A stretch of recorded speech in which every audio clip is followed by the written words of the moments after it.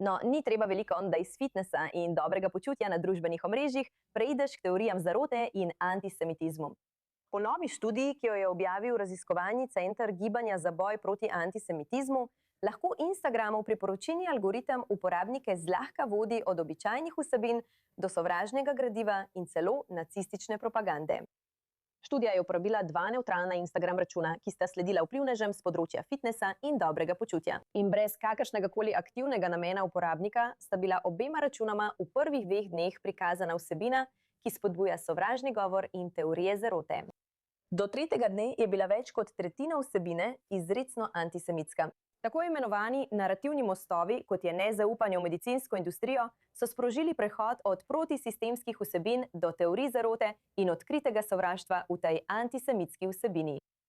Z nami je dr. Asaf Ramirovski, izvršni direktor organizacije Akademiki za mir na Bližnjem vzhodu, ki bo z nami razpravljal o tej temi. Tukaj imamo 3 dni, da preidemo od fitnesa do sovražnega govora.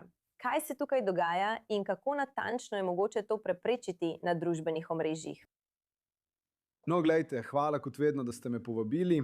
Tukaj imamo proces normalizacije antisemitizma z uporabo vseh družbenih omrežij.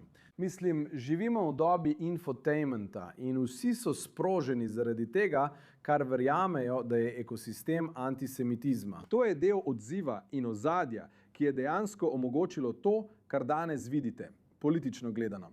In toksičnost v Združenih državah Amerike, kar se tiče vrste kandidatov, ki so izvoljeni, veste, kjer je antisemitizem sestavni del progresivnega kroga in demokratske stranke nasploh. Ampak ta celotna ideja tukaj, da smo videli podobne prizore kot med taborišči na začetku 7. oktobra, se še naprej širi. In kot lahko vidite tukaj, ni potrebno veliko, da sproži. Videli smo podobne prizore pred parado ob dnevu Izraela v New Yorku. Vse to se dogaja zaradi takojšnjega zadovoljstva in na koncu šteje to, da dejstva niso pomembna. Mislim, da je to res bistvo. Moramo biti odgovorni pri uporabi teh platform in imeti pravi kontekst, ker tega sploh ni.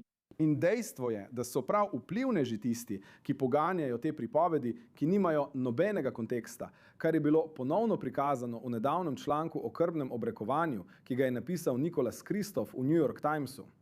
Z vsemi temi antisemitskimi stereotipi, ki cvetijo povsod naokoli. Tako se to zelo hitro širi po družbenih omrežjih in ljudje na to tudi reagirajo, kar je res glavna skrb, ter delujejo nasilno, kot ste videli in pravkar pokazali v vašem posnetku iz New Yorka. Kaj lahko potem uporabniki naredijo, da so odgovorni?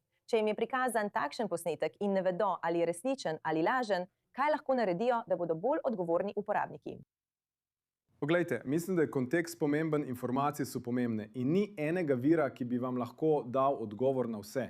Mislim, da so tudi podjetja sama odgovorna. Mislim, da moramo govoriti o tem, veste. Odgovornost Mete in drugih družbenih omrežij glede njihove odgovornosti za izbris sovraštva in diskriminacije na teh platformah, ki jo njihovi lastni sistemi še dodatno krepijo, ter za odpravo teh pojavov. Podobne skrbi smo videli takoj po 7. oktobru, ko je bil TikTok zlorabljen za širjenje propagande Hamasa.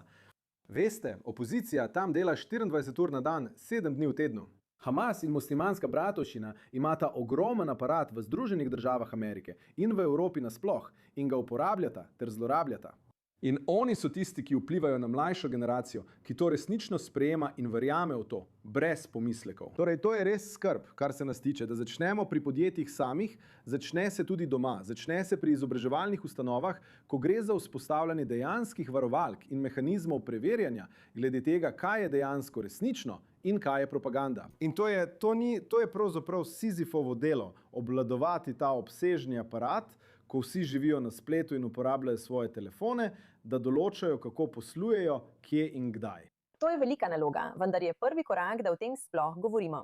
Dr. Asaf Ramirovski, veseli nas, da ste z nami na i22 News English, da razpravljamo o tej pomembni temi. Hvala, da ste bili z nami.